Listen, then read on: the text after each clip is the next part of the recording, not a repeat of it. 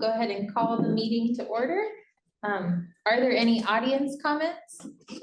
Nothing in the chat. Okay. And no one has signed it. Okay. All right. Going on to consent agenda. Move to approve. Second. Mr. Okay. Dunbar and Mr. Burton. And Ginger, when you're ready, if you want to call for the vote. Dunbar, Aye. Burton, Aye. Oden, Aye. Sosby, Aye. Stover. Aye. See Larry. If you want honorary title, I think she's out of ask town. her to do that. She said she'd have an automatic reply, or she wouldn't be here, so. All right. And then going on to new business, we have conflict of interest statement. That starts on page 29, and this is a bit unusual here. There was a sort of people don't know what they don't know kind of thing going on. So we had signed a contract with someone to do some work. We did not know in administration or IT that person's company was owned by the spouse of an employee. The person who knew that didn't know we needed to know that. So once we figured that out, even though we're behind, because we signed this contract, we are bringing it to you. You know, it's a state procedure to make sure that we're not practicing nepotism, which we did not knowingly do, but we accidentally did hire someone where. So we are just asking you to approve that, you know, that we have the contract, I guess, is really, I don't know. TJ, did you look at that? Is that what, are they approving the fact that we have this contract?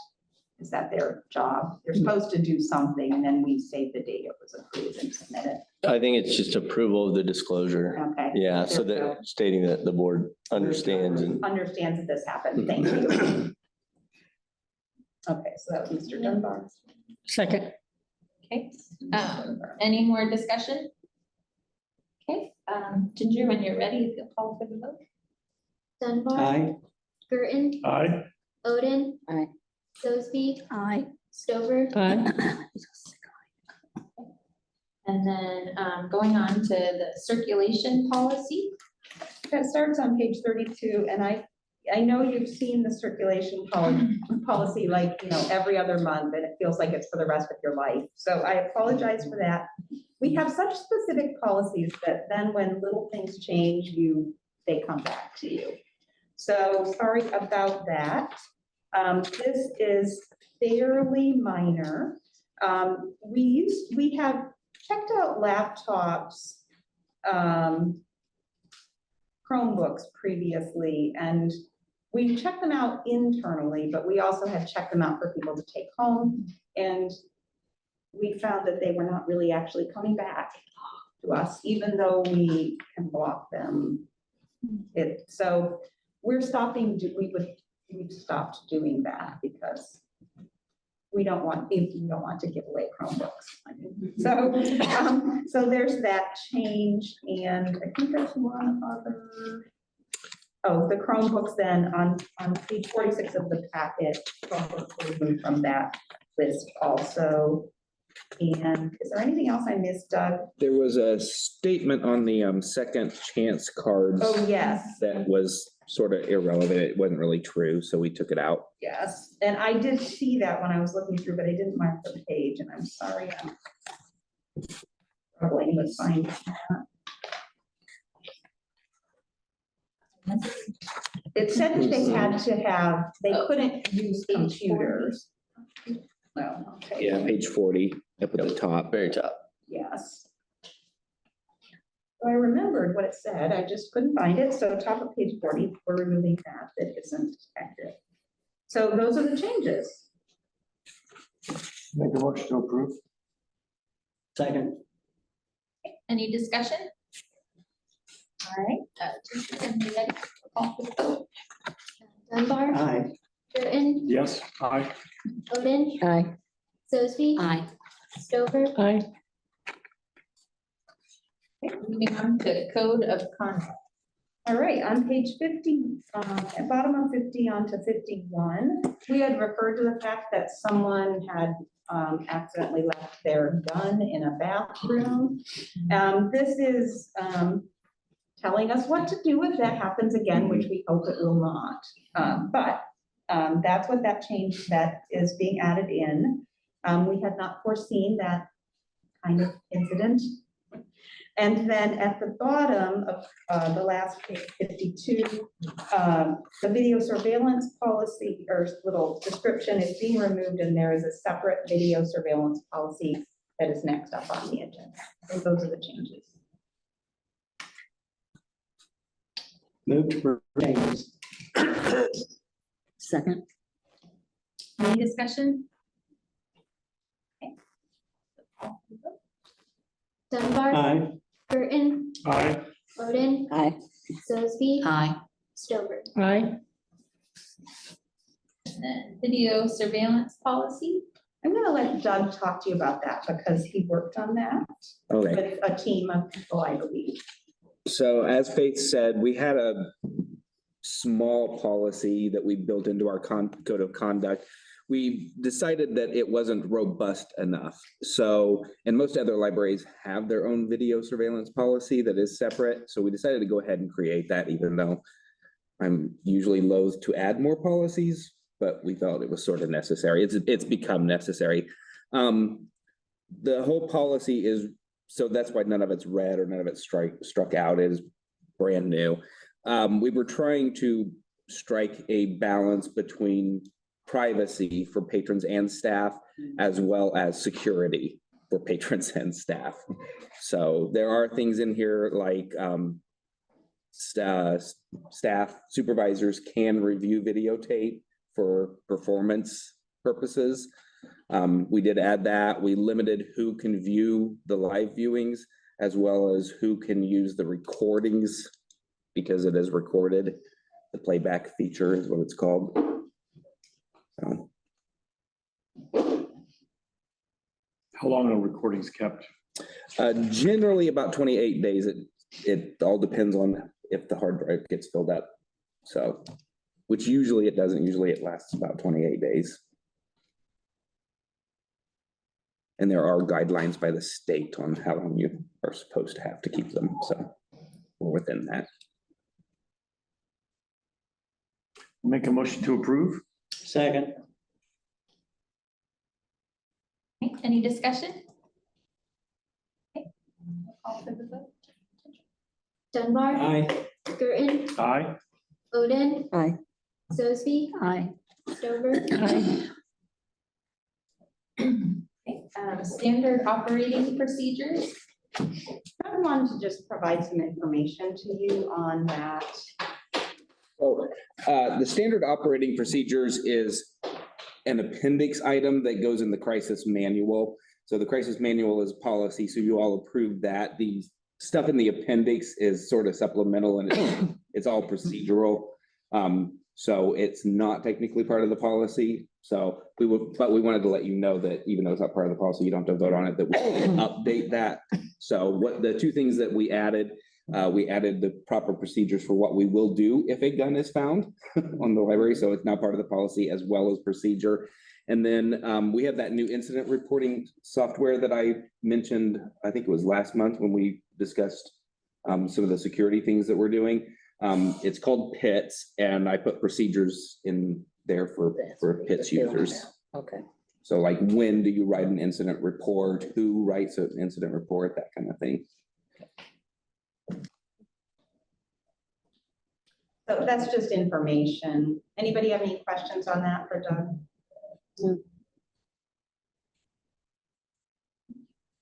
All right, and then budget committee. This is the hard part.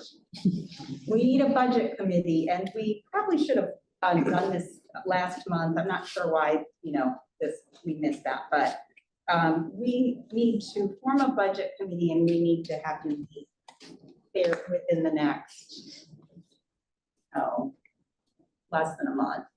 So, and it's always the president. I apologize, Stephanie. That's okay. It's the president and 2 additional board members.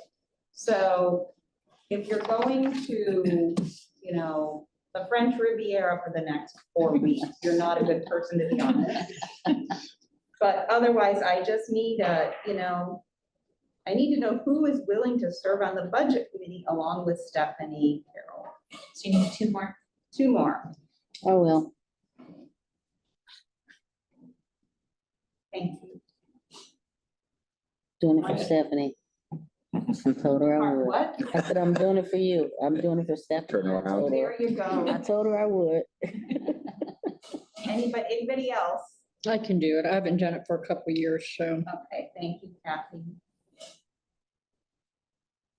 All right, I will email you a doodle sometime soon and try to get a date nailed down for that. And then community focused project, South Branch staff interview. All right, I'm gonna give you a little background on this. If you look at your packet, you'll notice I included my goals on page 55 and then some information on page 56 and 57. And from my goals, one of them was, the first one was using Harwood Institute principles, develop training materials and provide multi-part staff education to foster a community-focused mindset. So if you read my reports I write, I did, early in the year, I did a series of workshops that, it was the same workshop, but I repeated it several times and almost all of our staff came and that was about that. But one of the things that happened at that was we introduced staff to a practice project that they would do internally where each department or work group was assigned another internal department or work group, and they were each the other's community. And they have had months to do this, and in August, we'll have a poster session where they will show their results. And so the groups are mid-project right now, but when I was designing that project and even the slides really for the workshop, I read on my independent learning, was reading a book called Crucial Influence. So if you turn the page or scroll to the page 56 and 57, I have some principles there about, it kind of explains a little bit about what the key points of the book are. And the concept is that to influence people to do take a certain action, that you use these different sources like social motivation and, so the more of the 6 sources you can use, the more likely you will be in achieving your objective of getting people to do the thing you want them to do. And so when I designed this project, I was really using this information from my independent learning. And so I thought it would be fun. I don't know that Lori and Emily think it's fun, but I thought it would be a fun idea to interview them. They're from the South Branch, about their project. I knew that they had theirs well underway, and we were meeting here, so they were handy. So I'm going to ask them some questions about their project and their experience with it, so you can hear from a couple of staff members about their experiences with the project so far. Emily, we have more than one Emily. This is Emily Cooper. And Emily is one of the co-chairs for the staff, or I don't know if they're calling it that, but one of the 2 people in charge of kind of implementing their department project. And Lori is the head of branches. And so, she has involvement in lots of things and opinions on things, right, Lori? Emily and another staff member made the comment, oh, this will be so much fun. And I said, welcome. You can take charge. One of the big things at the meetings was the people who need to be in charge of projects. This is not an assignment for department heads. It's a team project. Anybody can chair it for your department. So this is an unusual thing, but I'm hoping you'll enjoy hearing a little bit about. So instead of your thumbnail sketch, this is getting an insider view on. All right.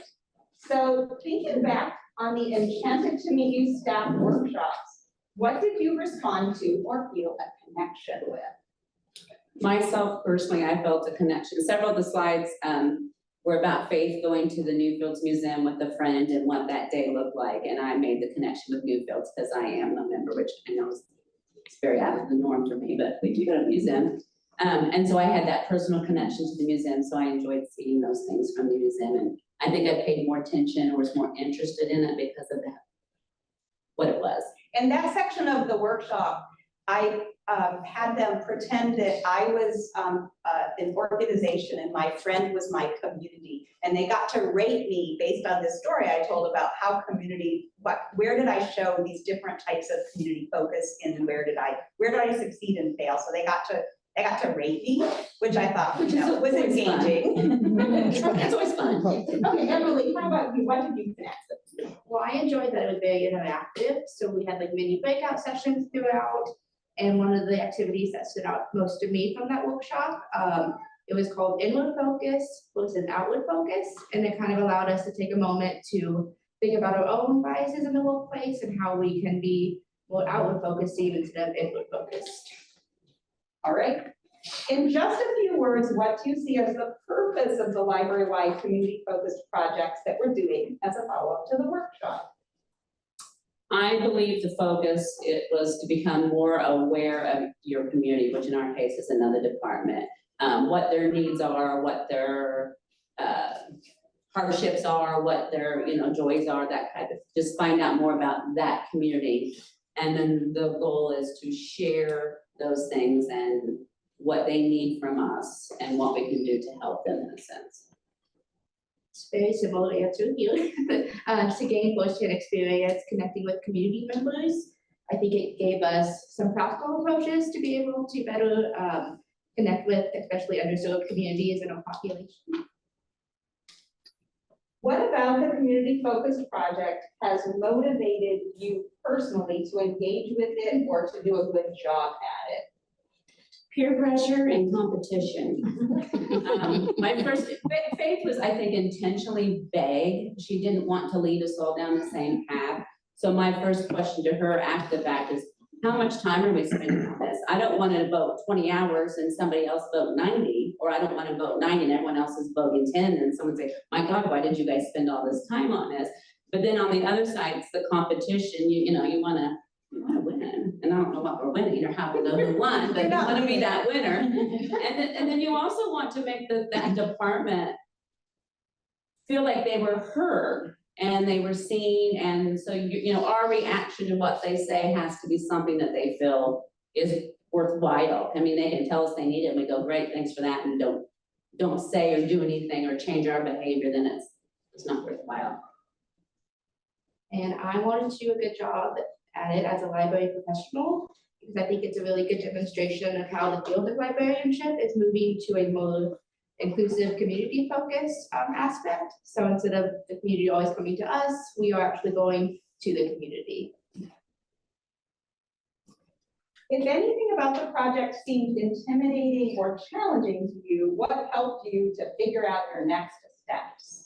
Just the initial getting started, because again, she was intentionally vague, or at least I think she was intentionally vague. It was, okay, what do we do to get started? And then Emily and someone else were like, oh, this is gonna be so much fun, it'll be like a science project. And so they started talking, and we all kind of talked, what does this look like to us as a group? So it's just that initial, let's start, let's make it happen.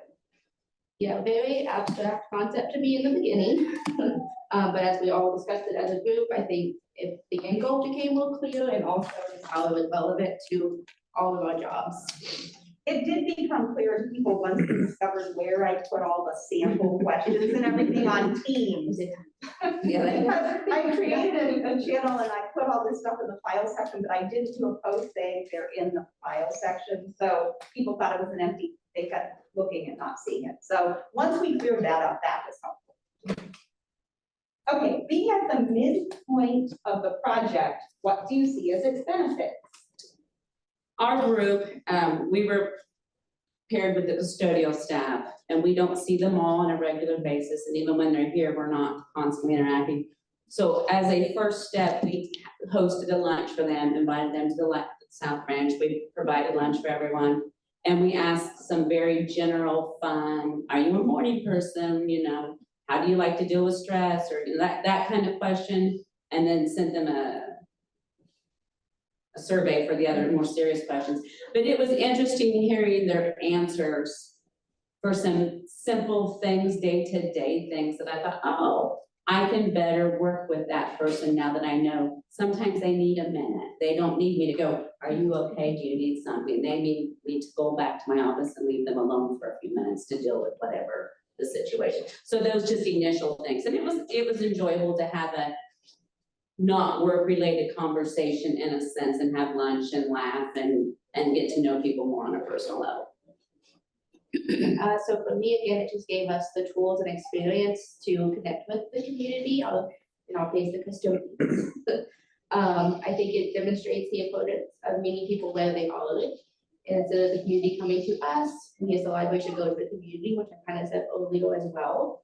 But really work on building relationships based on trust, mutual respect, and an understanding that everyone comes from different backgrounds and a desire to learn more about how the library can support all community members moving into the future. All right, last question. What is your gut response to the idea of the poster session where you will showcase your team project process and results for other employees? I hope the results, like the results that we post, have the same effect on someone viewing it that they did us. And I hope we're able to get that same vibe or feeling when we're viewing someone else's. I hope we don't. I hope we take it more serious than I think we all thought we would in the initial, oh, we're doing another project. You know, I think now that we've talked to people, I'm hoping that it's like, oh, this does have a value and we can see it. And that from what we all say and did, that we can do in the next step and make something happen. My response to everything is usually a mix of like nervousness, but curiosity. So I'm very intrigued to see how other departments have approached the project, and I hope to be able to learn more about the coworkers who I may not get to interact with as often. All right, don't they deserve a round of applause? Anyway, I thought it would be great for you to be able to see how two of my goals came together and where we are with something that is very different from anything I've done since I've been here. And the idea that it was a practice, their project is practice for the way we could approach the community, but it also gives them a chance to get to know another department in the library a little better and practice our skills. So anyway, that was a little demo that ties into some of what I'm doing with my goals. Great. Thank you for sharing. Hopefully we get to hear how it goes in August too. Yeah, if you want to come to the poster session, let me know. I'll tell you what See you. the times you could drop in. Right. And then other new business, so that would be from board members. We have our executive session after this. I would say that I thank Faith and the library, the staff and colleagues that were able to come to the May 23rd event that supported Snow Scouts. Yeah. Thank you. That was fun. Joe did such a great job of accepting the award. He did. He did. His speech was amazing. Yeah. Funny, personable, the whole package.